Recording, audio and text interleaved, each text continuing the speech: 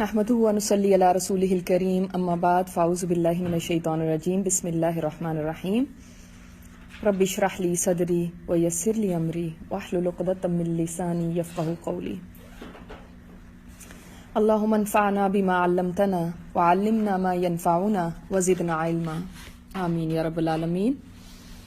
ہم دیکھ رہے ہیں لیٹرز آپ صلی اللہ علیہ وسلم کے جو آپ نے صلح حدیبیہ کے بعد مختلف بادشاہوں کو بھیجے، اور ہم نے 3 بڑے بڑے بادشاہوں کی طرف بھیجے جانے والے خطوط کے بارے میں پڑھ لیا، اور وہ 3 کون ہیں بڑے بادشاہ کی؟ نجاشی، بالکل، کیسر روم، ہاں کسرا پرویز، ٹھیک ہے۔ تو جن میں سے 2 اس لیے زیادہ بڑے ہیں کیونکہ وہ اس وقت کی سپر پاورز تھے، ٹھیک ہے، اور نجاشی کا تو آپ لوگ پہلے بھی پڑھ چکے ہیں۔ اب ہم اور کچھ بادشاہ کہہ لیں، امیر کہہ لیں، گورنر کہہ لیں، جو کچھ علاقوں کے تھے، وہاں پہ ایسا رول تھا کہ جیسے کیسر روم کے انڈر اور بھی علاقے ہیں اور وہاں کے اس نے کوئی گورنر اپوائنٹ کر دیے ہیں، تو ان کو بھی لیٹرز بھیجے گئے۔ اب ایک لیٹر اس کے اندر آتا ہے حارث بن ابی شمر۔ یہ لیٹر بھی ایک ایسے بندے کی طرف تھا، ایک ایسے امیر کی طرف جو کہ کیسر کے ہی انڈر آتا تھا۔ دیکھتے ہیں پیج نمبر 271، تجلیات نبوت، بادشاہوں اور امراء کے نام، خطوط۔ یہ کیسر کی طرف سے دمشق کا امیر تھا۔ اس کے نام نبی صلی اللہ علیہ وسلم نے جو خط لکھا تھا وہ یہ تھا: بسم اللہ الرحمن الرحیم، محمد رسول اللہ صلی اللہ علیہ وسلم کی طرف سے حارث بن ابی شمر کی جانب، اس پر سلام جو ہدایت کی پیروی کرے اور اللہ پر ایمان لائے اور تصدیق کرے۔ میں تجھے دعوت دیتا ہوں کہ اللہ وحدہ لا شریک لہ پر ایمان لا، تیرے لیے تیرا ملک باقی رہے گا۔ اور آپ دیکھیں، جیسے میں نے آپ کو کہا تھا پہلے بھی، لیٹرز کے ساتھ آپ اس کا کمپیریزن کریں تو ہر لیٹر میں تھوڑی تھوڑی بات ڈفرینٹ ہے، اور اس میں بھی یہی کہا گیا کہ اگر تم ایمان لے آتے ہو تو تم سلامت رہو گے۔ یہ خط آپ نے شجاع بن وہب اسدی رضی اللہ تعالیٰ عنہ کے ہاتھ بھیجا، اور یہ صحابی جو ہیں اسد خزیمہ کی طرف منسوب ہیں، یعنی یہ صحابی قبیلہ اسد بن خزیمہ سے تعلق رکھتے تھے، یہ مطلب ہے یہاں پہ، یہ اسد خزیمہ کی طرف مطلب ہے یہ ان کے قبیلے کا نام ہے۔ حارث نے یہ خط پڑھا تو اسے پھینک دیا اور کہا، کون ہے جو مجھ سے میرا ملک چھینے گا؟ پھر مسلمانوں سے جنگ کی تیاری کرنے لگا، اور حضرت ابن وہب سے کہا کہ جو کچھ دیکھ رہے ہو اپنے صاحب کو اس کی خبر کر دینا، یعنی واپس مدینہ جا کے ان کو بتا دو۔ اور کیسر سے رسول اللہ صلی اللہ علیہ وسلم کے ساتھ جنگ کی اجازت چاہی، مگر کیسر نے اس کو اس عزم سے باز رکھا۔ اس کے بعد اس نے شجاع بن وہب رضی اللہ تعالی عنہ کو کپڑے اور مال سے نوازا اور اچھائی کے ساتھ واپس کیا، کیونکہ جب اس نے اپنے باس کو بتایا کہ میں جا رہا ہوں یہ کرنے کے لیے، تو ہم نے پڑھا تھا نا لاسٹ ٹائم کہ کیسر کو یہ پتا چل گیا تھا کہ یہ سچے نبی ہیں، اور اس نے دیکھیں باز رکھا اسی وجہ سے کہ نہیں، یہ حملہ نہیں کرنا تم نے، اور پھر وہ باز رہا، اور بلکہ جو میسنجر تھے جو لے کر آئے تھے خط، ان کو بھی اچھے انعام و اکرام کے ساتھ واپس کیا۔ امیر بصرہ کے نام خط۔ اس خط میں نبی صلی اللہ علیہ وسلم نے امیر بصرہ کو اسلام کی دعوت دی اور اسے حارث بن عمیر ازدی رضی اللہ تعالیٰ عنہ کے ہاتھوں بھیجا۔ حضرت حارث جنوبی اردن میں علاقہ بلقا کے ایک مقام موتا میں پہنچے تو شرحبیل بن عمر غسانی، یہ شرجیل نہیں ہے، شرحبیل، تو اس لیے اس کو لکھ لیں، نے ان کا سامنا کیا اور ان کی گردن مار دی۔ اب یہ آپ یہ دیکھ لیں کہ یہ واحد ایسے میسنجر ہیں کہ جن کو قتل کر دیا گیا۔ قاصدوں کے سلسلے میں یہ سب سے سخت ظالمانہ قدم تھا، ان کے سوا نبی صلی اللہ علیہ وسلم کا کوئی قاصد قتل نہیں کیا گیا۔ دیکھیں کسرا نے بھی لیٹر پڑھا تھا لیکن قتل کسی نے نہیں کیا۔ یہ ایک امیر بصرہ ایسا تھا کہ جب اس کو دعوت دی گئی تو اس نے نہیں نبی صلی اللہ علیہ وسلم نے اس پر سخت غم و غصے کا اظہار فرمایا، اور یہی غزوہ موتا کا سبب بنا جس کا ذکر آگے آ رہا ہے۔ انشاءاللہ جب ہم اس غزوے کے بارے میں پڑھیں گے تو پھر آپ کو پتہ چلے گا کہ یہ کیا بیک گراؤنڈ تھا۔ یہ نام ذرا ڈفرینٹ سے ہیں تو ان کو آپ اس طرح اعراب لگا لیں تاکہ آپ ان کو صحیح پروناؤنس کر سکیں۔ حوزن بن علی صاحب یمامہ کے نام خط.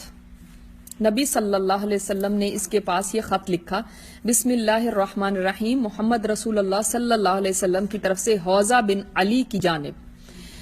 اس شخص پر سلام جو ہدایت کی پیروی کرے. تمہیں معلوم ہونا چاہیے کہ میرا دین اونٹوں اور گھوڑوں کی رسائی کی آخری حد تک غالب آ کر رہے گا. یعنی جہاں تک اونٹ اور گھوڑے جا سکتے ہیں، مطلب کیا؟ جہاں تک لینڈ ہے، ہاں جہاں تک زمین ہے نا، خشکی جہاں تک ہے وہاں تک میرا دین غالب آ کے رہے گا. اور یہ واقعی پیشین گوئی پھر سچ ثابت ہوئی نا. لہٰذا اسلام لاؤ، سالم رہو گے، اور تمہارے ماتحت جو کچھ ہے اسے تمہارے لیے برقرار رکھوں گا. یعنی ہم تمہارا مال لینے کے لیے نہیں آئے، تم سے کچھ چھینیں گے نہیں، تمہارا مال تمہارے پاس ہی رہے گا، مگر اسلام لے آؤ. یہ خط آپ صلی اللہ علیہ وسلم نے سلیط بن عمر عامری کے ہاتھ بھیجا. حوزہ نے ان کی عزت کی، انہیں انعام سے نوازا، ہجر کے کپڑے دیے اور جواب میں لکھا: آپ جس چیز کی دعوت دیتے ہیں اس کی بہتری اور عمدگی کا کیا پوچھنا، اور میں اپنی قوم کا شاعر اور خطیب ہوں، اور عرب پر میری ہیبت بیٹھی ہوئی ہے، اس لیے کچھ کار پردازی یعنی کوئی کام میرے ذمے کر دیں، میں آپ کی پیروی کروں گا. یعنی اسلام تو نہیں لے کر آیا مگر اس نے ایک پازیٹو جواب دیا. یہ خط رسول اللہ صلی اللہ علیہ وسلم کو ملا تو آپ نے فرمایا: اگر وہ مجھ سے زمین کا ایک ٹکڑا بھی مانگے گا تو اسے نہ دوں گا، وہ خود بھی تباہ ہوگا، جو کچھ اس کے ہاتھ میں ہے وہ بھی تباہ ہوگا. جب رسول اللہ صلی اللہ علیہ وسلم فتح مکہ سے واپس تشریف لائے تو اس کا انتقال ہو چکا تھا. منذر بن ساوا حاکم بحرین کے نام خط. اس خط میں آپ صلی اللہ علیہ وسلم نے منذر کو اسلام کی دعوت دی اور اسے علا بن الحضرمی کے ہاتھ بھیجا. منذر مسلمان ہو گیا، کچھ اہل بحرین بھی مسلمان ہو گئے. اب یہ ایک بادشاہ تھا جو مسلمان، بادشاہ کیا مطلب امیر تھا جو کہ مسلمان ہوا. اور بتایا جاتا ہے کہ اس خط کو پہنچانے کے لیے جو کاسب تھے وہ مہر لگا ہوا خط لے کر اس کے پاس گئے تو اس نے ان کو مہمان بھی بنایا اور مبارکباد بھی دی، اور اس نے خط پڑھا اور مطلب پھر وہ ان دا اینڈ مسلمان ہو گیا تھا. اس کے بارے میں آتا ہے اس نے پہلے تو درمیانہ قسم کا جواب دیا اور اس کے بعد پھر وہ مسلمان ہو گیا.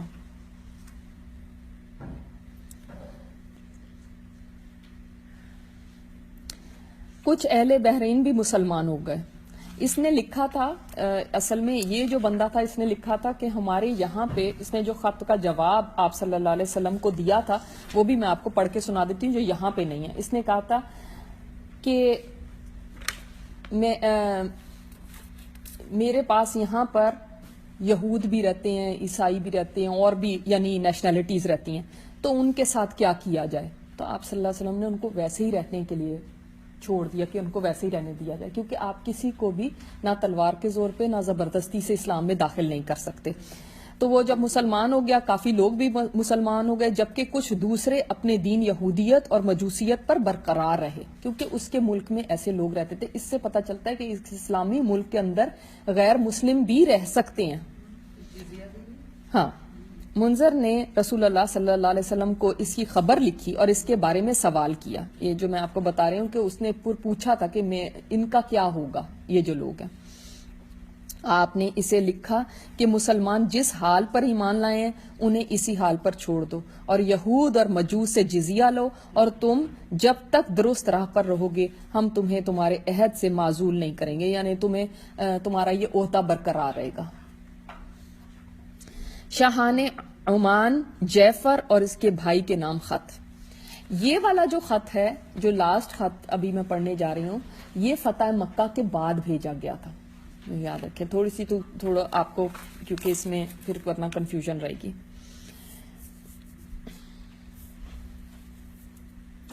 ان کے نام نبی صلی اللہ علیہ وسلم کا خط یہ تھا: بسم اللہ الرحمن الرحیم، محمد رسول اللہ صلی اللہ علیہ وسلم کی جانب سے جلندہ جو تھا یہ جعفر اور اس کے بھائی عبد کا باپ تھا. جلندہ کے دونوں صاحبزادے جعفر اور عبد کے نام. اس شخص پر سلام جو ہدایت کی پیروی کرے. اما بعد، میں تم دونوں کو اسلام کی دعوت دیتا ہوں. اسلام لاؤ، سالم رہو گے، کیونکہ میں تمام انسانوں کی جانب اللہ کا رسول ہوں، تاکہ جو زندہ ہے اسے انجام کے خطرے سے آگاہ کر دوں اور کافروں پر سچی بات واضح ہو جائے. اگر تم دونوں اسلام کا اقرار کر لو گے تو تم دونوں ہی کو والی اور حاکم بناؤں گا، اور اگر تم دونوں نے اسلام کا اقرار کرنے سے گریز کیا تو تمہاری بادشاہت ختم ہو جائے گی، تمہاری زمین پر گھوڑوں کی یلغار ہوگی اور تمہاری بادشاہت پر میری نبوت غالب آ جائے گی۔ یہ آپ صلی اللہ علیہ وسلم نے خط بھیجا تھا ان کو، اور اس خط کو لے جانے والے کون تھے؟ اس خط کو آپ صلی اللہ علیہ وسلم نے حضرت عمر بن عاص کے ہاتھ بھیجا تھا رضی اللہ تعالیٰ عنہ۔ حضرت عمر بن عاص کا نام سنا ہوا آپ نے پہلے؟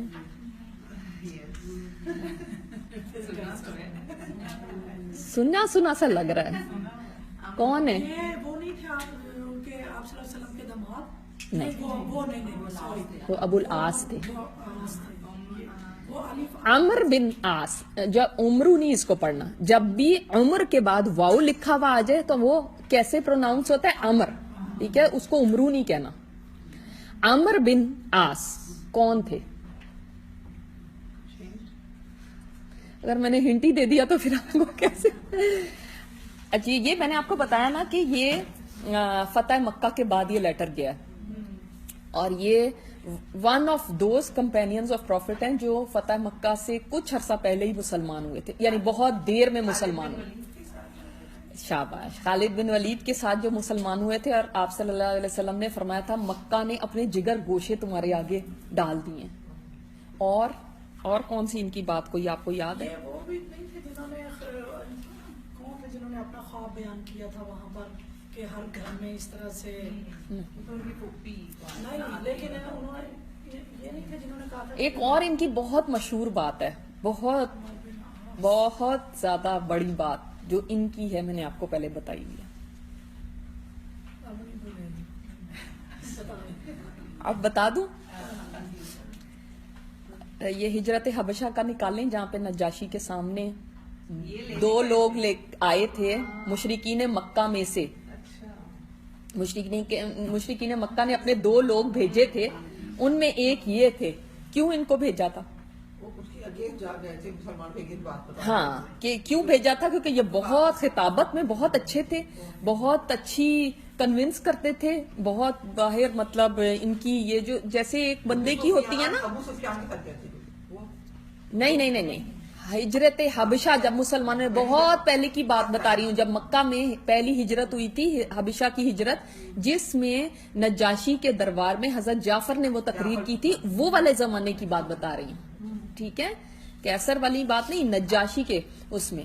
اور ایک کچھ لوگ ہوتے ہیں نا ڈپلومیٹیکلی بہت اچھے ہوتے ہیں، اور یہ ون آف دوز پیپل تھے کہ جن کو بعد میں آپ بکس میں دیکھیں گے ان کو فاتح مصر کہا گیا، کیونکہ جب یہ ایمان لائے تھے تو انہوں نے بعد میں مصر فتح کیا تھا۔ اور یہ وہ شخص ہیں جو اسلام سے پہلے کفر میں بہت سخت تھے، بہت زیادہ سخت تھے، انہوں نے اسلام کی بہت زیادہ مخالفت کی تھی، آپ صلی اللہ علیہ وسلم کے بہت زیادہ دشمن تھے، اور مسلمانوں کو ایذا دینے میں یہ پیش ہوتے تھے۔ جب مسلمانوں کا پہلا قافلہ جب ہجرت کر کے حبشہ گیا تو پھر یہ پیچھے گئے تھے نجاشی کو کنونس کرنے کے لیے کہ ہمیں ان لوگوں کو دے دیا جائے، اور ایسے تو انہوں نے بہت کوششیں بھی کی تھی، لیکن کوشش ان کی ناکام ہو گئی تھی۔ اس کے بعد غزوہ خندق میں جب سارا عرب آ گیا تھا مسلمانوں کے خلاف، تو یہ اس وقت بھی مشرکین کے ساتھ تھے، اور اس وقت جب مسلمانوں کو فتح ہو گئی ایک طرح سے غزوہ خندق میں، تو کہتے ہیں کہ مجھے اس وقت پتہ چل گیا تھا کہ اب یہ جو اسلام ہے نا یہ غالب آ کے رہے گا، اب یہ نہیں، ان کو ہم شکست نہیں دے سکتے۔ بہت وائز تھے، بہت وہ تھے، اور جب ان کو یہ یقین ہو گیا اور ان کو لگ رہا تھا کہ اب یہ نہیں ہوگا، تو آہستہ آہستہ اسلام ان کے دل میں یعنی ایک گنجائش پیدا ہونے لگی۔ اور اس کے بعد دیکھیں سبحان اللہ، ان کا اسلام لانا بہت دلچسپ بات ہے کہ یہ نجاشی کے دربار میں دوبارہ گئے تھے ایک دفعہ، اور وہاں پہ حضرت عمر بن امیہ زمری بھی پہنچے ہوئے تھے کچھ مسلمانوں کے لیے کچھ بات کرنے کے لیے، تو یہ نجاشی کے دربار میں گئے اور انہوں نے کہا کہ یہ عمر کو آپ ہمارے حوالے کر دیں، بن امیہ زمری کو۔ تو وہ بہت غصے میں آ گیا اور اس نے کہا کہ یہ آپ کیسی بات کر رہے ہو، اور یہ بڑے تحفے تحائف اور چیزیں لے کر گئے تھے، اور ایسے کہ ہم اس دفعہ اس کو کنونس کر کے ذرا اپنی طرف کرنے کی کوشش کرتے ہیں. تو وہ بڑا غضبناک ہوا. تو یہ فوراً پھر کہ میں نے آپ کے اس میں دربار میں آپ کے اس میں کوئی گستاخی کر دی ہو تو مجھے معاف کر دیں.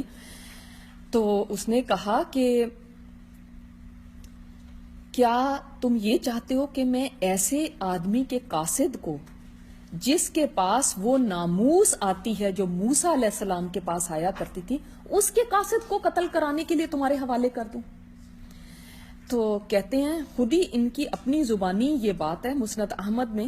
کہتے ہیں میں نے عرض کی علی جا کیا واقعی وہ ایسا ہی ہے کہ اس کے پاس وہی آتی ہے جو موسیٰ علیہ السلام. تو نجاشی بولا عمر تیری حالت پہ بڑا افسوس ہے, میرا کہنا مانو, اس کی پیروی کر لو. خدا کی قسم وہ حق پہ ہے, وہ اپنے تمام مخالفوں پہ غالب آ کے رہے گا جس طرح موسیٰ علیہ السلام فرعون اور اس کے لشکر پر غالب ہوئے تھے. میں نے کہا پھر اس کی طرف سے آپ مجھ سے اسلام کی بیعت لے لیں. نجاشی کے دربار میں یہ اسلام لے کر آئے تھے. چنانچہ اس نے ہاتھ پھیلایا اور میں نے اسلام کی بیعت کی. یہاں سے جب میں اپنے ساتھیوں کے پاس لوٹ کر آیا تو میرے تمام خیالات پلٹ چکے تھے, لیکن میں نے اپنے ساتھیوں پر ظاہر نہیں کیا اور رسول اللہ صلی اللہ علیہ وسلم کے دستے مبارک پر اسلام لانے کے لیے روانہ ہو گیا. یعنی اب مدینہ واپس آ رہے, کسی کو بتایا نہیں. اب راستے میں خالد بن ولید مکہ سے آتے ہوئے ان کو مل گئے, وہ بھی جا رہے ہیں اسلام لانے کے لیے. اور میں نے کہا ابا سلیمان کہاں کا ارادہ ہے؟ وہ بولے خدا کی قسم خوب پانسا پڑا ہے, خدا کی قسم یہ شخص واقعی اللہ کا نبی ہے, اب جلد اسلام قبول کر لینا چاہیے. میں نے کہا خدا کی قسم میں بھی اسی ارادے سے چلا ہوں. چنانچہ ہم دونوں ایک ساتھ رسول اللہ صلی اللہ علیہ وسلم کی خدمت میں حاضر ہوئے. پہلے خالد بن ولید نے بیعت کی, پھر میں نے قریب ہو کے عرض کیا یا رسول اللہ میں بیعت کروں گا لیکن آپ میرے اگلے اور پچھلے گناہوں کو معاف کرائیں. تو اتنی ان کو دیکھو کتنی پریشانی تھی کہ میرے گناہ ہیں. تو آپ صلی اللہ علیہ وسلم نے فرمایا امر بیعت کر لو, اسلام اپنے پہلے کے گناہوں کو معاف کر دیتا ہے جو اسلام لانے سے پہلے کے. تو یہ ان کا واقعہ ہے. تو یہ اسلام لانے کے بعد بھی بہت زیادہ اسلام میں پکے تھے, یعنی کفر میں بھی بہت پکے تھے اور اسلام میں بھی بہت پکے تھے. اور جب اسلام قبول کر لیا تھا تو اس کے بعد اپنی پچھلی جو باتیں تھیں ان کو یاد کر کر کے اتنا رویا کرتے تھے اور فرماتے تھے جب میں حالت کفر میں تھا تو آپ صلی اللہ علیہ وسلم کا سب سے بڑا دشمن تھا اور اب آپ صلی اللہ علیہ وسلم سے زیادہ پیارا مجھے کوئی بھی نہیں. اور ان کی جو میں بات آپ کو بتانا چاہتی ہوں, اگر کوئی آپ لوگوں میں سے کوئی ایسا ہو جو ہمت کرے کہ جتنے بھی سیرت میں صحابہ کرام کے واقعات آئے ہیں ان سب کو ایک ایک صحابی کا نام اوپر لکھیں اور جو جو میں نے ان کی باتیں بتائی ہیں وہ لکھتے جائیں.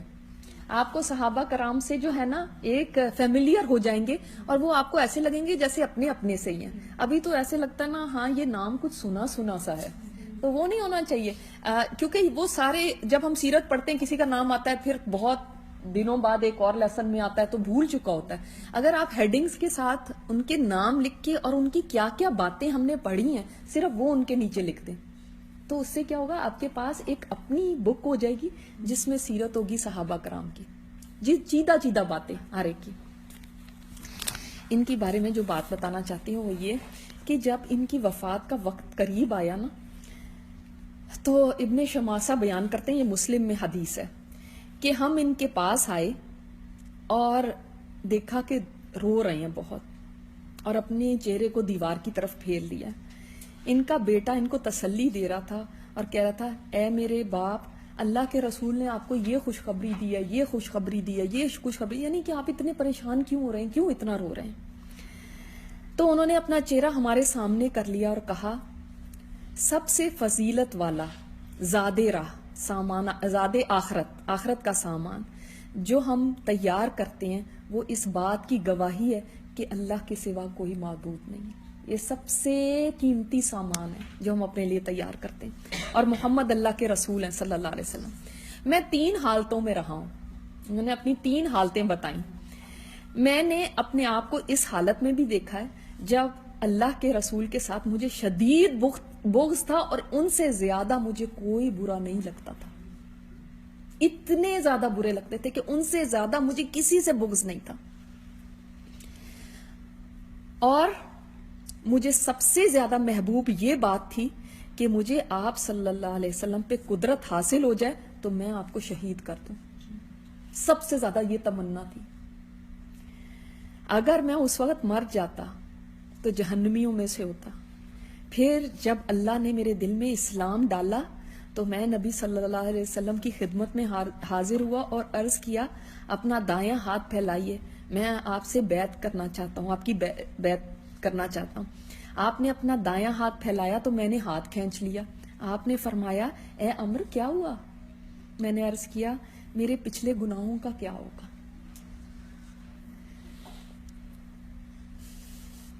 آپ نے فرمایا کیا تم نہیں جانتے کہ اسلام سارے پچھلے گناہوں کو مٹا دیتا ہے, اور ہجرت سارے پچھلے گناہوں کو مٹا دیتی ہے, اور حج تمام پچھلے گناہوں کو مٹا دیتا ہے. اس کے بعد میری یہ حالت تھی کہ مجھے رسول اللہ صلی اللہ علیہ وسلم سے زیادہ محبوب کوئی بھی نہیں تھا, اور نہ آپ صلی اللہ علیہ وسلم سے زیادہ کوئی میری نگاہوں میں صاحب جلال تھا. جلال کا مطلب کیا کہ یعنی آپ صلی اللہ علیہ وسلم کی جو ہیبت, آؤٹ آف ریسپیکٹ, جیسے آپ کسی کو بہت ریسپیکٹ کرتے ہیں نا جب, تو آپ سے اس کی طرف دیکھنا بھی مشکل ہوتا ہے. جب کسی سے بے انتہا محبت ہوتی, بہت ریسپیکٹ ہوتی. تو یہ حال تھا کہ میں آپ کو نگاہ بھر کے دیکھ نہیں سکتا تھا. یہ ان کے بارے میں آتا ہے, یہ کہتے تھے کہ آپ کے دیدار سے زیادہ محبوب مجھے کوئی چیز نہیں تھی, لیکن اگر مجھ سے پوچھا جائے کہ آپ کا حلیہ مبارک کیا تھا تو میں بتا نہیں سکتا, اس لیے کہ میں کبھی نظر بھر کے دیکھ ہی نہیں پاتا تھا. سبحان اللہ. اگر میں اس حالت میں مر جاتا تو مجھے امید تھی کہ میں اہل جنت میں سے ہوتا. ٹھیک ہے, دو حالتیں ہو گئی نا, یا تو جہنمی ہوتا, تو اب یہ حالت پہ آ گئی اہل جنت میں سے ہوتا. پھر ہم بہت سی چیزوں کے ذمہ دار بنا دیے گئے, کیونکہ آپ صلی اللہ علیہ وسلم کی وفات ہو گئی. پھر ان کو حکومتیں ملی, فاتح مصر بنے, گورنر بنے, اختیارات ملے, اور میں نہیں جانتا کہ ان میں میرا کیا حال ہوا. پتہ نہیں میں نے ان میں کیا کیا. بس جب میں مر جاؤں تو میرے جنازے کے ساتھ نہ کوئی نوحہ کرنے والی عورت جائے, نہ آگ. اس زمانے میں آگ بھی ساتھ لے کے جاتے تھے. پھر جب تم مجھے دفن کر چکو تو اچھی طرح مجھ پہ مٹی ڈال دینا, اور میری قبر کے گرد اتنی دیر کھڑے رہنا جتنی دیر اونٹ ذبح کر کے اس کا گوشت تقسیم کیا جاتا ہے, تاکہ میں تم سے انس حاصل کر سکوں اور دیکھوں کہ اپنے رب کے بھیجے ہوئے فرشتوں کو میں کیا جواب دے سکتا ہوں. سبحان اللہ. یہ ان کی بات ہے. اور ان کی ایک بہت پیاری ایک اور بات آتی ہے کہ جب بھی کسی کو دیکھتے تھے نا کوئی فوت ہو رہا ہے تو کہتے تھے یہ کیوں نہیں بتاتا کہ کیا اس کے اوپر گزر رہی ہے, یہ کیوں نہیں بتاتا, ہمیں بتائے نا. تو جب ان کی وفات کا وقت آیا تو حضرت شداد نے ان سے پھر پوچھا تھا کہ آپ لوگوں کو کہتے تھے نا اب آپ بتائیں, تو کہتے تھے مجھے ایسے لگ رہا ہے کہ جیسے زمین اور آسمان کے درمیان میں پس رہا ہوں, اور جیسے میرا سانس ایک سوئی کے ناکے میں سے آ رہا ہے. یہ تھے یہ حضرت عمر بن عاص. سبحان اللہ. اللہ نے ان کو اسلام کی توفیق دی. بھلے اتنے دشمن تھے لیکن دیکھو کیسے کتنے بڑے بڑے دشمن کیسے پلٹ آئے. سبحان اللہ. تو ان کے ہاتھ آپ صلی اللہ علیہ وسلم نے یہ خط بھیجا ہے. آپ جب عمان تشریف لے گئے تو عبد بن جلندی سے آپ کی ملاقات ہوئی. عبد نے پوچھا تم کس کی دعوت دیتے ہو؟ عمر بن عاص نے کہا ہم اللہ کی طرف بلاتے ہیں جو تنہا ہے, جس کا کوئی شریک نہیں ہے, اور ہم کہتے ہیں کہ اس کے علاوہ جس کی پوجا کی جاتی ہے اسے چھوڑ دو, اور یہ گواہی دو کہ محمد صلی اللہ علیہ وسلم اللہ کے بندے اور اس کے رسول ہیں. دیکھیں اب اتنا تھوڑا عرصہ ہوا ہے اسلام لائے ہوئے, لیکن سبحان اللہ کتنا پریسائز میسج. کس کی دعوت دیتے ہو؟ یہ نہیں کہ بلینک ابھی تو میں نیا نیا مسلمان ہوں, ابھی تو میں خود سیکھ رہا ہوں. نہیں, ان کو پتا ہے کہ ہم کس چیز پہ ایمان لے کر آئے ہیں, کیونکہ وہ سوچ سمجھ کے ایمان لاتے تھے. ہماری طرح نہیں ساری زندگیاں گزر جائیں. اگر ہم سے کوئی پوچھے اسلام کا میسج کیا ہے, ہمیں یہی نہیں سمجھ آتی کہ کیا بتائیں اس کو, ہمیں خود ہی نہیں پتا. ہم پوچھتے پھرتے ہیں, جب کسی غیر مسلم سے بات کرنی ہو کیا میسج دیں, جانتے ہی نہیں. پھر قدرے گفتگو کے بعد اب نے پوچھا آپ صلی اللہ علیہ وسلم کس بات کا حکم دیتے ہیں؟ حضرت عمر نے کہا آپ صلی اللہ علیہ وسلم اللہ کی اطاعت کا حکم دیتے ہیں. دیکھیں سب سے پہلی کیا بات, اللہ کی مانو, اور نافرمانی سے روکتے ہیں, نیکی اور صلہ رحمی کا حکم دیتے ہیں, ظلم اور زیادتی, زناکاری, شراب نوشی اور پتھر, بت اور صلیب کی عبادت سے منع کرتے ہیں. آپ دیکھ لیں کہ ہم بورن مسلم ہیں, ہم نہیں اس طرح سے اتنا اچھی طرح پیغام دے سکتے کہ کوئی ہم سے پوچھے تو ہم ایسے بتائیں. کہ آپ کا دین آپ کو کس چیز کا حکم دیتا ہے, کیا ہے آپ کا دین, تو ہم اس طرح سے بتا سکیں. اب نے کہا یہ کتنی اچھی بات ہے. اب یہ دو بھائیوں میں سے ایک بھائی ہے جو زیادہ نرم دل تھا, اس کا بھائی ہے جعفر. اس نے کہا کتنی اچھی بات ہے جس کی طرف بلاتے ہیں, اگر میرا بھائی بھی اس بات پر میری پیروی کرتا تو ہم لوگ سوار ہو کر چل پڑتے یہاں تک کہ محمد صلی اللہ علیہ وسلم پر ایمان لے آتے اور ان کی تصدیق کرتے. لیکن میرا بھائی اپنی بادشاہت کا اس قدر زیادہ حریص ہے کہ اسے چھوڑ کر کسی کا تابع فرمان بن جائے گا, یہ نہیں ہو سکتا.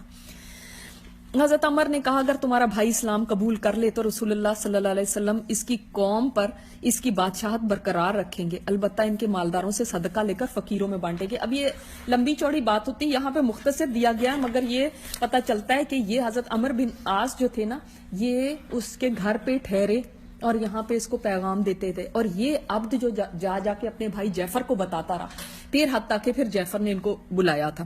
تو اب نے کہا یہ تو بڑی اچھی بات ہے. پھر پوچھا صدقہ کیا ہے, ان لوگوں کے اندر نہیں یہ کانسیپٹ تھا.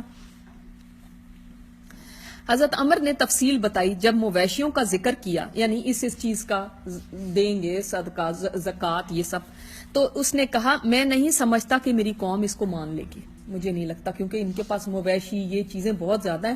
تو حالانکہ یہ اتنے مالدار ہیں, مال کی کثرت کے باوجود میری قوم یہ پیسے نہیں نکالے گی. ہوتا ہے نا کئی لوگوں کے اندر نہیں وہ. پھر اب نے حضرت عمر بن عاص کو اپنے بھائی جعفر کے پاس پہنچایا, اور ان کا بیان ہے حضرت عمر بن عاص کا کہ میں اس کی ڈیوڑی میں چند دن ٹھہرا عبد کی. وہ اپنے بھائی کے پاس جا کر میری ساری باتیں بتاتا رہا. پھر ایک دن اس نے مجھے بلایا اور میں اندر داخل ہوا. دربانوں نے میرے بازو پکڑ لیے.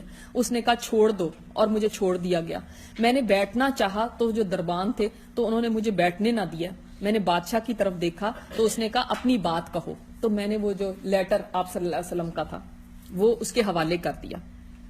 اس نے مہر توڑ کے خط پڑھا. مہر میں نے آپ کو بتایا تھا نا کہ سٹیمپ لگتی تھی, اور آپ صلی اللہ علیہ وسلم نے سٹیمپ بنوائی تھی. جب پورا خط پڑھ چکا تو اپنے بھائی کے حوالے کر دیا. بھائی نے بھی اسی طرح پڑھا, مگر میں نے دیکھا کہ اس کا بھائی اس سے زیادہ نرم دل ہے. یہ حضرت عمر بن عاص خود بتا رہے ہیں. بادشاہ نے پوچھا مجھے بتاؤ قریش نے کیا روش اختیار کیا, جن کے پاس یہ آئے تھے نبی, انہوں نے کیا کہا. میں نے کہا سب ان کے اطاعت گزار ہو گئے. میں نے آپ کو بتایا نا فتح مکہ کے بعد یہ, کوئی دین سے رغبت کی وجہ سے اور کوئی تلوار کے خوف سے. بادشاہ نے پوچھا ان کے ساتھ کون لوگ ہیں. میں نے کہا سارے لوگ ہیں. انہوں نے اسلام کو رضا اور رغبت کے ساتھ قبول کر لیا ہے اور اسے تمام دوسری چیزوں پر ترجیح دی ہے. انہیں اللہ کی ہدایت اور اپنی عقل کی رہنمائی سے یہ بات معلوم ہو گئی ہے کہ وہ گمراہ تھے. اب اس علاقے میں نہیں جانتا کہ تمہارے سوا کوئی اور باقی رہ گیا, اور اگر تم نے اسلام قبول نہ کیا اور محمد صلی اللہ علیہ وسلم کی پیروی نہ کی تو تمہیں سوار روند ڈالیں گے اور تمہاری ہریالی کا صفایا کر دیں گے. اس لیے اسلام قبول کر لو, سلامت رہو گے. اور رسول اللہ صلی اللہ علیہ وسلم تم کو تمہاری قوم کا حکمران بنا دیں گے. تم پر نہ سوار داخل ہوں گے نہ پیادے. بادشاہ نے کہا مجھے آج چھوڑ دو, کل پھر آنا. اس کے بعد میں اس کے بھائی کے پاس واپس چلا گیا.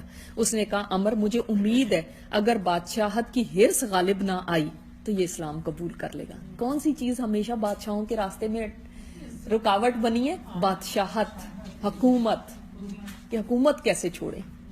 اور آپ دیکھیں ہم بھی جب اللہ کی فرما برداری کا کوئی کام آتا ہے نا ہمارے سامنے, کیا چیز ہوتی ہے جو ہمیں روکتی ہے. ہمارے پاس بڑی حکومت تو نہیں ہے, لیکن یہ چھوٹی سی حکومت نا کہ کسی کے دل پہ راج کرنا, کسی کو راضی کر لینا اپنے آپ سے, اور میں لوگوں میں ان رہوں, لوگ مجھے پریز کریں, لوگ مجھے اچھا سمجھے. میری جتنی حکومت ہے اتنی چھوٹی سی, میں اسی کو برقرار رکھوں, کوئی مجھ سے نفرت نہ کرے, کوئی مجھ سے منہ نہ موڑے. یہ چیز ہی تو ہمیں اللہ کی نافرمانی سے روک دیتی ہے. اس کو بھی, ان لوگوں کو بھی اللہ کی نافرمانی کرواتی ہے, اللہ کی فرما برداری سے روک دیتی ہے. ان لوگوں کو بھی اسلام لانے سے کیا چیز نے روکا؟ ان کی یہی چیز نا جو ان کے پاس تھا, یہ نہ ہم سے کہیں چلا جائے. جو بادشاہت, جو مال و دولت. جی ہاں, تو پھر جی لیکن وہ یہ کہتا تھا, اب اس کی بات بھی بعد میں, کہ مجھے یہ ہے کہ اگر میں سرنڈر کر دوں گا تو لوگ کیا کہیں گے کہ ڈر گیا. بس اتنا ہی تھا. مطلب ہم فائٹ کر کے تو وہ ہوں تو وہ تو بعد کی بات ہے, اور اس کے پاس ایک لیٹر گیا, یہ مان گیا, تو پھر میری کیا رہ جائے گی. میں جھک جاؤں. آپ کو پتا ہے ہم نہیں جھکتے, بادشاہ تھے وہ لوگ. وہ جھکنا آج ہمارے لیے کسی بات کے آگے اپنی مرضی کو جھکا دینا اتنا مشکل ہوتا ہے. تو ان کی تو بڑی بڑی بات چاہتے ہیں کہ دوسرے ممالک کیا کہیں گے کہ بس اتنا ہی دم تھا اس کے اندر. یہ چیز ان کو نہیں جھکنے دیتی تھی. تو اس نے کہا کہ اگر ہرس نہ غالب آئی تو اسلام لے آئے گا. دوسرے دن پھر بادشاہ کے پاس گیا لیکن اس نے اجازت دینے سے انکار کر دیا. اس لیے میں نے اس کے بھائی کے پاس پھر واپس جا کے قیام کیا اور بتایا کہ بادشاہ تک آج میری رسائی نہیں ہو سکی. بھائی نے مجھے اس کے یہاں پہنچا دیا. پھر اس نے کہا میں نے تمہاری دعوت پر غور کیا, اگر میں بادشاہت ایک ایسے آدمی کے حوالے کر دوں جس کے شاہ سوار یہاں پہنچے بھی نہیں ہیں تو میں عرب میں سب سے کمزور سمجھا جاؤں گا. سمجھے کہ ابھی تو وہاں سے چلے بھی نہیں تھے, تو پہلے ہی ڈر گیا, لو تو ایک خط کی مار تھا, تو میری کیا عزت رہ جائے گی. اور اگر اس کے شاہ سوار یہاں پہنچ آئے تو وہ ہوگا کہ پھر ایسی جنگ ہوگی کہ انہیں کبھی اس سے سابقہ نہ پڑا ہوگا. میں نے کہا اچھا تو پھر میں کل واپس آ جاتا ہوں. جب اسے میری واپسی کا یقین ہو گیا تو اس نے بھائی سے اکیلے میں بات کی اور بولا یہ پیغمبر جن پر غالب آ چکا ہے ان کے مقابلے میں ہماری کوئی حیثیت نہیں ہے. یعنی بڑے بڑے مان گئے ان پیغمبر کو تو, اور اس نے جس کسی کے پاس بھی پیغام بھیجا ہے اس نے دعوت قبول کر لی ہے. لہٰذا دوسرے دن صبح ہی مجھے بلوایا گیا اور بادشاہ اور اس کا بھائی دونوں نے اسلام قبول کر لیا اور نبی صلی اللہ علیہ وسلم کی تصدیق کی اور صدقہ وصول کرنے اور لوگوں کے درمیان فیصلے کرنے کے لیے مجھے آزاد چھوڑ دیا کہ جاؤ تم جا کے صدقہ کلیکٹ کر لو لوگوں سے, اور جس کسی نے میری مخالفت کی اس کے خلاف میرے مددگار ثابت ہوئے. تو یہ زبردستی پھر ہوا نا, دلی تو نہیں, وہ قائل ہو گئے نا کہ واقعی یہ سچا نبی ہے. بھائی نے اس کو کہا, بھائی نے کہا جائے گی اور لوگ مان گئے اور تم نے, ہاں یہ پہلے اس نے کہا, پھر اس کے بعد اس نے اپنے بھائی سے یہ کہا کہ اگر ہم نے ان کے خلاف کھڑے ہوئے ان کی مخالفت کی تو کیا ہوگا, ان کو تو سارے مان چکے ہیں, یہ تو واقعی نبی ہیں, ان کو تو ہم سے بڑے بڑے قریش نے مان لیا, کیسر روم نے ان کی صداقت کو مان لیا, تو ہم کیا چیز ہیں, تو کیوں نہ پھر ہم مان لیں. تو اس نے عزت عافیت اسی کے اندر سمجھی کہ مان لیا جائے. تو یہ اس کا قصہ تھا. تو یعنی آپ نے دیکھا کہ جتنے لیٹرز تھے ان سے فائدہ ہی ہوا اور کچھ نہیں, تو اسلام کا پیغام ہر جگہ تک پہنچ گیا, کونے کونے تک. آپ دیکھ لیں گے کہ کیسر نے اپنے نائب کو منع کیا تو اس کا مطلب ہے وہاں تک بھی پیغام پہنچا تھا. اس کو بھی یاد تھا, یہ بھی اس چیز کا قائل ہو چکا تھا کہ ہاں واقعی یہ سچا دین ہے. آگے ہم غزوہ غابہ پڑھیں گے یا غزوہ ذی قرد. ابھی ایک رہتا امیر بصرہ کے نام کا وہ ہو چکا نا. اچھا, اب یہ بات ہے محرم 7 ہجری کی. غابہ کہتے ہیں جنگل کو, اور ذی قرد جو ہے وہ نام ہے جہاں پہ یہ جنگ ہوئی تھی. اور اس کے ہیرو کا نام میں آپ کو پہلے ہی بتا دیتی ہوں, سلمہ بن اکوا. سلمہ بن اکوا, ہاں یہ نہیں آپ سے میں پوچھ سکتی. تو یہ ذی قرد یہ جگہ کا نام ہے, جہاں پہ یہ جنگ ہوئی تھی نا اس جگہ کا نام ہے. نہیں, جنگل کو کہتے ہیں. تو آپ دیکھیں 6 ہجری میں کیا ہوا تھا, 6 ہجری میں کیا ہوا, ابھی 6 ہجری میں, اس سے پہلے نہیں. تو سب سے بڑی چیز کیا ہوئی ہے, لیٹر تو حدیبیہ ہوئی ہے. حدیبیہ کو بھول ہی گئے, حدیبیہ نہ ہوتی تو یہ. اچھا, اس کے بعد جو بڑا مارکا ہے نا وہ خیبر کا ہے.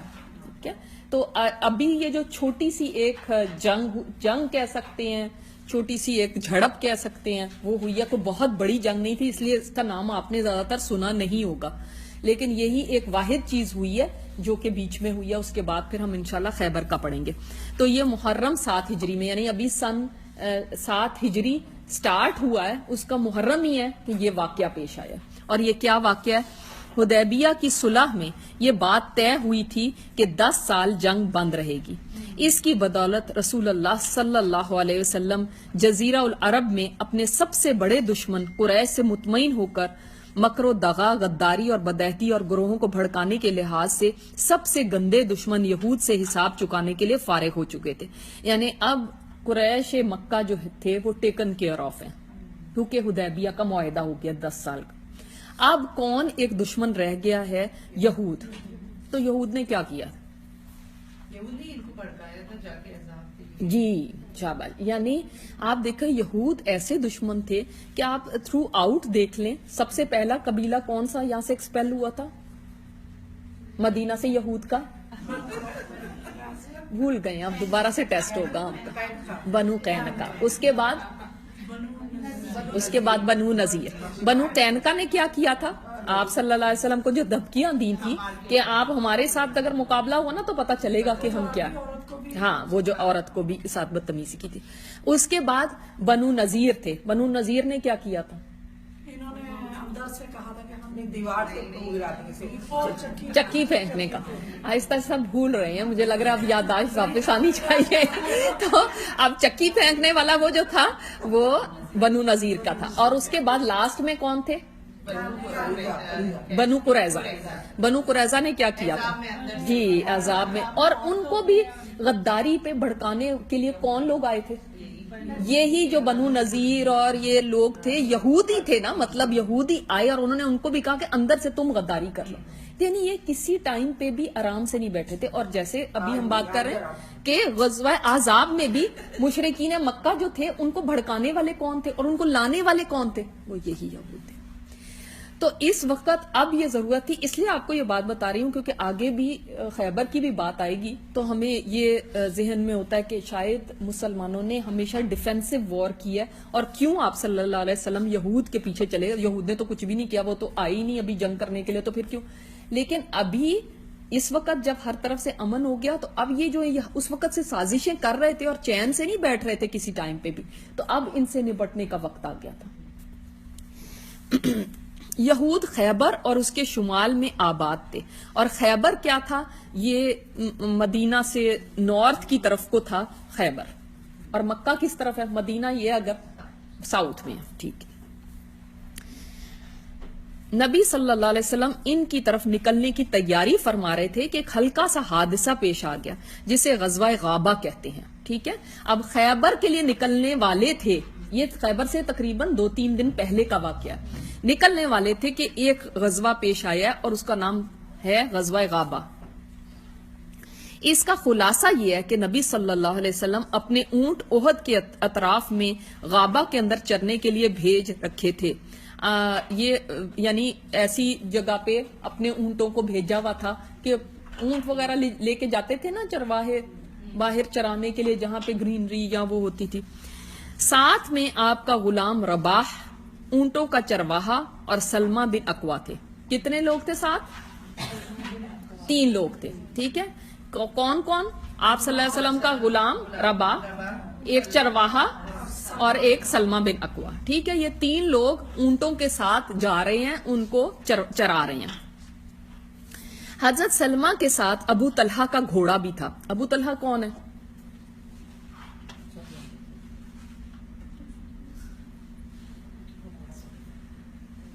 टेस्ट अब आने वाला है। उम्मे सुलैम के शौहर। शराब की जब आयात उतरी थी, इनके घर में शराब पी जा रही थी ना, और इन्होंने बाहर, हज़रत अनस के वालिद सोतेले। अचानक अब्दुर्रहमान बिन उआइना फजाइरी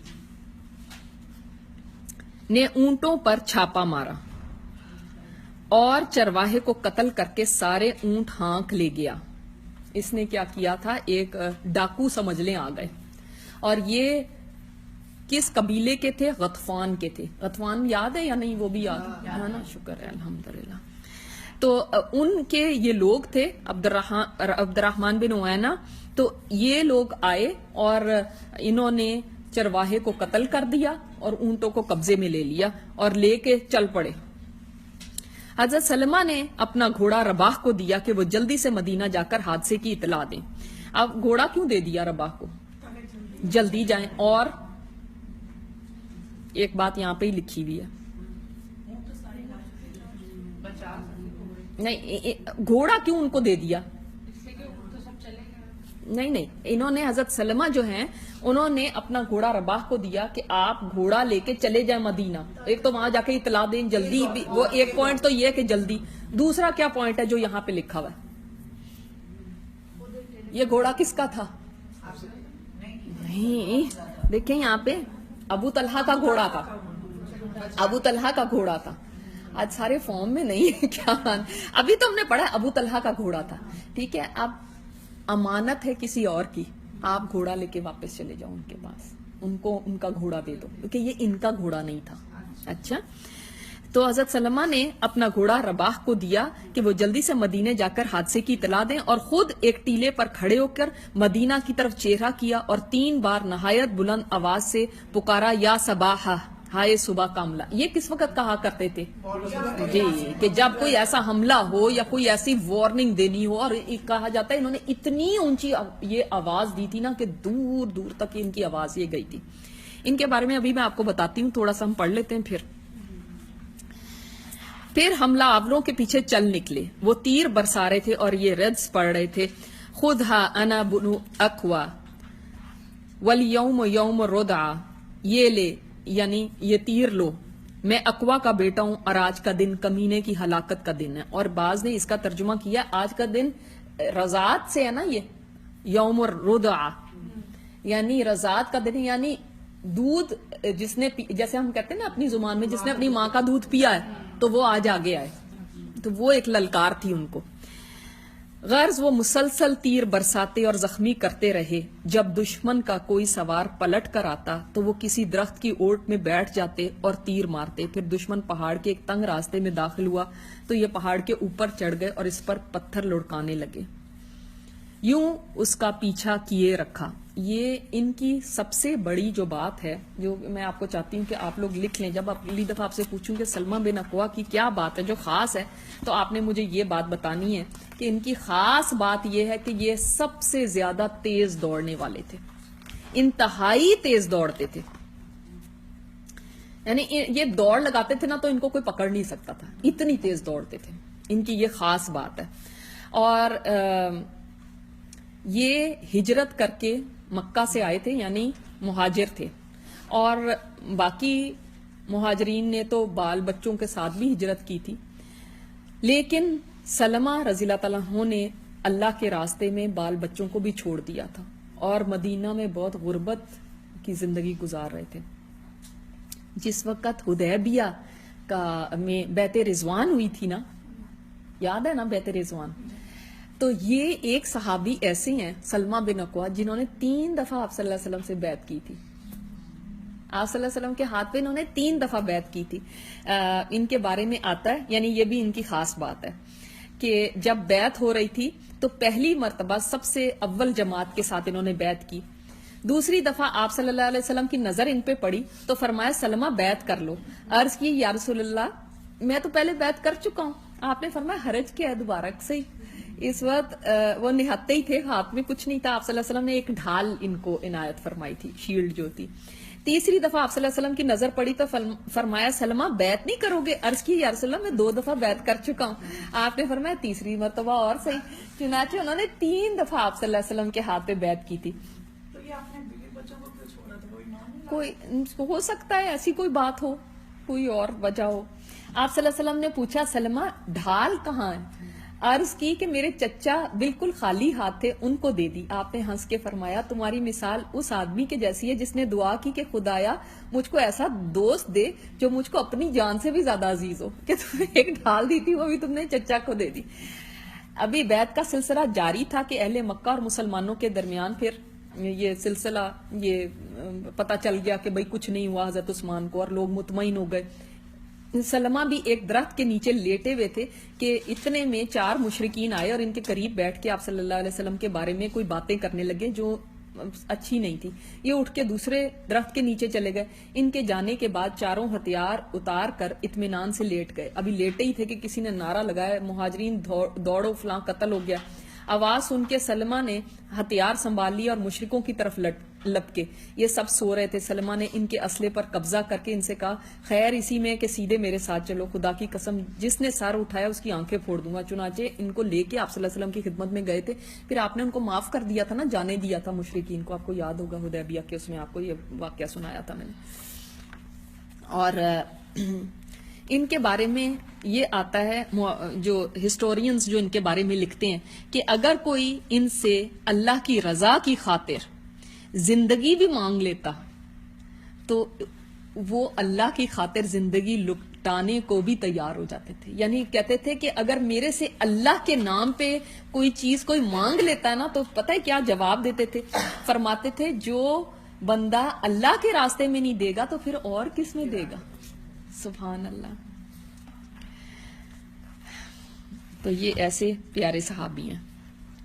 تو یہ چونکہ بہت یعنی جس کو کہیں گے نا جو کرنے نہیں لفظ بہت اسپیڈی جیسے بڑے فاسٹ تھے نا, تو اسی لیے دیکھیں آپ یہاں سے پتہ چلتا ہے کہ ایک طرف سے تیر برساتے تھے, وہ ادھر کو دیکھنے لگتے تھے تو وہ دوڑ کے دوسری طرف سے جا کے برساتے تھے, پھر وہ ادھر کو توجہ تھے تو دوڑ کے تیسری جگہ. اس سے کیا ہوتا تھا دشمن کو لگتا تھا پتہ نہیں ہر طرف یہ سارے پھیلے ہوئے, پتہ نہیں کتنے لوگ ہیں, اور کتنے تھے اکیلے.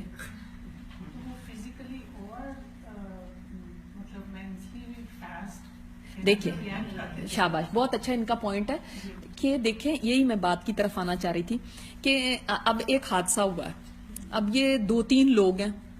اچھا اب اونٹ لے کے وہ جا رہے ہیں اور ایک کو انہوں نے بھگا دیا کہ جاؤ آپ جا کے مدینہ اطلاع دو. دوسرے کا کیا بنا ہے, دوسرے کا کیا ہوا ہے, ہاں قتل کر دیا.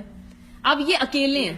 اب اس کے بعد نہیں ہائے وائے ہائے یہ کیا ہو گیا, ہمارے جیسے کوئی لوگ فوراً پینک کر کے حالات دہائیاں مچانے شروع کر دیں. نہیں, فوراً جو اس وقت کر سکتے تھے خود ہی مقابلہ شروع کر دیا, خود ہی اپنے آگے بڑھ کے. یہ نہیں کہ ابھی میں کسی کا ویٹ کرتا ہوں, ابھی کوئی آئے گا, ابھی کوئی یہ ہوگا, اور کوئی پینک نہیں ہے. لیکن جیسے انہوں نے بات کی کہ دماغ بھی حاضر ہے تو پھر ہی کوئی انسان یہ کر سکتا ہے نا, ناٹ اونلی فزیکلی بلکہ انسان ایک کے کرنے کے لیے اس کا ذہن بھی حاضر ہو, باڈی بھی وہ ہو. اگر حال دہائیاں مچانے شروع کر دیں تو پھر کیا ہو. اس سے ہمیں بہت بڑا سبق ملتا ہے کہ کبھی بھی کوئی ایسی پریشانی ہو جائے, ایک دم سے کوئی چیز آ جائے, تو یہ نہیں کہ اپنے اوسان ہی خطا کر دیں اور کچھ پتہ ہی نہیں کہ ہو کیا رہا ہے کیا ہے, نہیں, بلکہ خاص طور پہ ان لوگوں کو کہوں گی جو یہ چاہتے ہیں کہ کبھی دین کا کام کریں. اگر وہ چھوٹی چھوٹی باتوں پہ یا اللہ معاف کرے کوئی بڑی بھی بات ہو جائے تو اگر وہ اپنے حواس قائم نہیں رکھ سکتے نا تو وہ کام کیسے کر سکتے. آپ خود دیکھیں کہ مثال کے طور پہ آپ پڑھا رہے ہیں, اب کئی دفعہ ایسے ہوتا ہے, میرے ساتھ بھی ہوتا ہے, آپ کا بچہ بیمار ہے, ادھر کلاس شروع ہونی ہے, آپ کے بچے نے ساتھ وامٹ کر دی ہے, آپ کے گھر میں کوئی اور پریشانی ہو سکتی ہے, آپ خود صحیح نہیں ہو سکتے, آپ خود بیمار ہو سکتے ہیں, یا اور کوئی بھی مسئلے مسائل ہر ایک کے ساتھ ہے نا, پرابلمز کچھ بھی ہو سکتے ہیں. اب اس وقت لوگوں کو نہیں یہ پتا چلنا چاہیے کہ آپ کے گھر میں کیا مسئلہ ہے. لوگوں کو یہ بالکل نہ پتا چلے کہ ہائے یہ تو آج اتنا وہ ہے. ہاں مگر ہم انسان ہیں نا, تو انسان کے اوپر کبھی وہ انکانشیسلی بھی اس کی آواز میں یا اس کے اندر کوئی بات آ سکتی ہے, لیکن ادروائز ایسے نہیں کہ ہائے ہائے بس اب تو کچھ نہیں, اور میں تو کچھ پڑھانے کے قابل ہی نہیں ہوں, میں تو کوئی کام کرنے کے قابل ہی نہیں ہوں, اور میں پڑی نہیں ہوں بستر میں کیونکہ مجھے یہ پریشانی آ گئی, تو پھر یہ کام نہیں ہو سکتا. صبر بھی کہہ سکتے ہیں. اور پھر ایسی کوئی بھی حال میں جس میں کوئی ایسی پریشانی کی بات ہو, اس میں اپنے آپ کو سنبھال کے رکھنا کہ ہر پریشانی کو ایسے نہ لے لینا کہ آپ گرے پڑے ہیں بستروں کے اندر, آج میں کلاس میں جا ہی نہیں سکتی, کیوں کیا ہو گیا, اچھا یہ ہو گیا مسئلہ. نہیں, جب کوئی بھی پریشانی آئے کام نہیں رکنا چاہیے. دیکھیں آپ ان کی ڈیڈیکیشن, وہ نہ کسی کا انتظار کر رہے ہیں, نہ وہاں پہ وہ کر رہے ہیں کہ میں بھی جاتا ہوں اور میں بھی کچھ اور لوگوں کو لے کر آتا ہوں پہلے. اچھا اب اگر میں خود اکیلا چلا گیا تو پھر کیا ہوگا, اگر میں مر گیا تو پھر کیا ہوگا, پہلے ہی ایک کو مار کے گئے میں, وہ 4 تھے, یہ اکیلے تھے, تو پھر کیا ہوگا میرے ساتھ. ان کو اپنی زندگی ایسے نہیں تھی جیسے کہ ہمیں پیاری ہیں کہ ہائے مجھے نہ کچھ ہو جائے, میرے اوپر نہ کوئی آنچ آ جائے. ان کو ایسے نہیں تھا. دیکھیں کتنے نڈر ہیں اور کتنے بہادر ہیں کہ ایک اکیلا بندہ ہے اور اتنوں کا مقابلہ کر رہا ہے, اور ان کے پیچھے جا رہے ہیں, ان کا پیچھا کر رہے ہیں. یعنی کہ ابھی جانے دو, جب وہ لوگ آئیں گے پیچھے سے تو پھر ہم جائیں گے. نہیں, دیکھیے ہمارے لیے سیکھنے کے سبق ہے. ہم ایسے کسی بھی معاملے میں اپنے حواس کو قائم رکھیں. ایک کو کہا تم جاؤ جلدی سے پیچھے سے لے کر آؤ, یہ نہیں چلو چلو چلو چلو ہم چلتے ہیں, ہاں یہ کیا ہو گیا, جا کے وہاں پہ نیوز. ہمیں نیوز پہنچانے کا زیادہ شوق ہوتا ہے, ساروں کو ایک پینک میں موڈ میں کرنے کو کرنا کچھ نہیں ہوتا, ہاتھ پیر چھوڑ دیتے ہیں. یہ نہیں, بلکہ فوراً انہوں نے اپنے جو خود کر سکتے تھے اتنا حد تک کیا. تو یہاں تک کہ یوں ان کا پیچھا کیا. اچھا یہ اس واقعے کو میں اور بھی آپ کو ڈیٹیل میں سنانا چاہتی ہوں. کہ سلمہ بن اکوا خود کہتے ہیں کہ باخدا میں انہیں مسلسل تیروں سے چھلنی کرتا رہا. جب کوئی سوار میری طرف پلٹ کے آتا میں کسی درخت کی اوٹ میں بیٹھ جاتا, پھر اسے تیر مار کے زخمی کر دیتا, یہاں تک کہ جب یہ لوگ پہاڑ کے تنگ راستے میں داخل ہوئے تو میں پہاڑ پر چڑھ گیا اور پتھروں سے ان کی خبر لی. اس طرح میں نے مسلسل ان کا پیچھا کیے رکھا, یعنی پیچھا نہیں ان کا چھوڑا, پیچھے ان کے جاتے رہے, حتیٰ کہ اب بک سے دیکھتے ہیں یہاں تک کہ انہوں نے سارے اونٹ چھوڑ دیے ایک ایک کر کے. وہ کہتے وہ اتنے وہ ہو گئے پتہ نہیں کتنے لوگ ہمارے پیچھے ہمارا پیچھا کر رہے ہیں اور کبھی ہمارا کوئی بندہ زخمی ہو رہا ہے کبھی کچھ, تو یہاں تک کہ سارے اونٹ چھوڑ دیے. لیکن حضرت سلمہ رضی اللہ تعالیٰ عنہ نے پھر بھی ان کا پیچھا کیے رکھا کہ میں ان کو نہیں چھوڑوں گا. آپ صلی اللہ علیہ وسلم کے اونٹ یہ کیسے لے کے گئے, اور ان کو تیر مارتے رہے, یہاں تک کہ بوجھ کم کرنے کے لیے اس نے 30 چادریں اور 30 نیزے پھینک دی. اب وہ کہہ رہے ہیں کہ ہم جلدی سے یہاں سے نکلیں, ان کو اپنی پڑ گئی کہ یہ پتہ نہیں کون ہمارے پیچھے اتنے وہ لوگ آ گئے.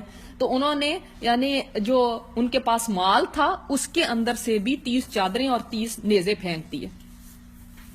اور حضرت سلمہ نے ان پر بطور نشان تھوڑے تھوڑے پتھر ڈالتے گئے تاکہ انہیں پہچان لیا جائے. کن کو وہ جو چیزیں تھی جو انہوں نے پھینکی تھی نا ان کے اوپر پتھر رکھتے گئے تاکہ جو پیچھے سے آ رہے ہیں ان کو پتا چلے کہ یہ ہم نے قبضہ کر لیا اس مال کے اوپر, یہ مال دشمن چھوڑ کے گیا.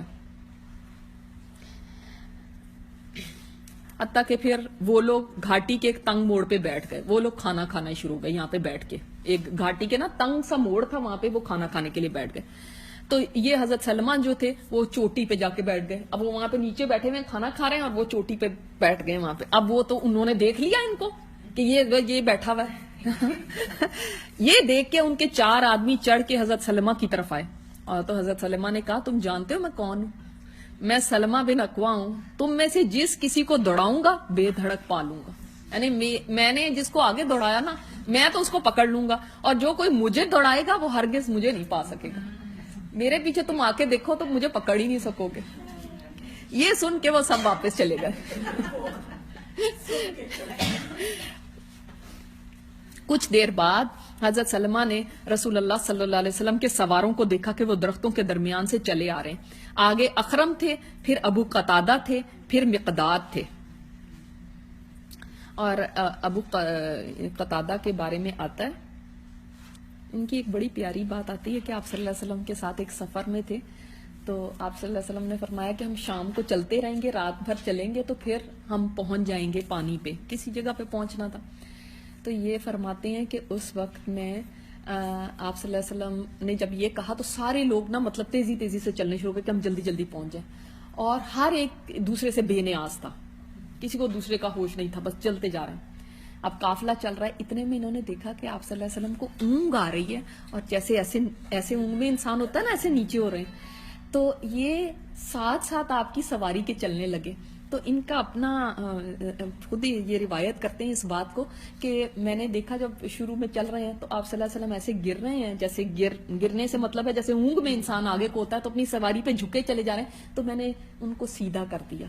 تو پھر ہم چلتے گئے, پھر کہتے ہیں آدھی رات ہو گئی, پھر میں دیکھا کہ آپ صلی اللہ علیہ وسلم کو اونگ آ رہی ہے, پھر جھک رہے ہیں اپنی سواری پہ, پھر میں نے سیدھا کر دیا, پھر بھی آپ کی آنکھ نہیں کھلی, اور پھر چل رہے ہیں, اور پھر آخری تہائی رات ہو گئی ہے, تو پھر آپ صلی اللہ علیہ وسلم اونگ سے اس طرح ہو رہے ہیں. کہتے ہیں میں نے پھر جب سیدھا کیا ہے نا تو آپ کی آنکھ کھل گئی, تو پوچھا کہ کون ہے, تو بتایا انہوں نے. فرماتے ہیں تم میرے ساتھ کب سے چل رہے ہو؟ کہتے ہیں پوری رات سے چل رہا ہوں آپ کے ساتھ, کہ کہیں آپ صلی اللہ علیہ وسلم جھکے تو کہیں یہ نہ ہو کہ سواری سے نیچے گر جائے, باقی سارے چل رہے ہیں. تو آپ صلی اللہ علیہ وسلم نے پھر ان کو دعا دی تھی. مقداد کون تھے؟ یہ وہ ہیں جو انہوں نے اس وقت جس وقت بدر کے اندر تھے نا, صحابہ کرام نے کہا تھا اس وقت انہوں نے یہ بولا تھا کہ یا رسول اللہ ہم موسیٰ علیہ السلام کی قوم کی طرح نہیں کریں گے, بلکہ ہم آپ کہیں گے تو ہم جو ہیں. جی حضرت اخرم اور عبد الرحمن میں ٹکر ہوئی. اب یہ کیا ہے کہ وہ لوگ واپس جا رہے ہیں اور یہ لوگ آ رہے ہیں, تو اب آمنا سامنا ہو گیا. اخرم ایک صحابی ہیں اور عبد الرحمن میں یہ جو ڈاکو تھا.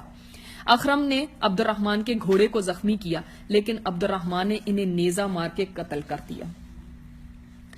تو اور جو عبد الرحمن تھا وہ ان کے گھوڑے پہ جا بیٹھا, مگر اتنی دیر میں ابو قتادہ عبد الرحمن کے سر پہ جا پہنچے اور اسے نیزہ مار کے انہوں نے بھی قتل کر دیا. ٹھیک ہے. اب اور ان کے گھوڑے پر پلا، مگر اتنے میں ابو قتادہ اچھا یہ ہو گیا، دشمن کے باقی آدمی بھاگ کھڑے ہوئے اور انہیں ان سواروں نے جا کھدیڑا.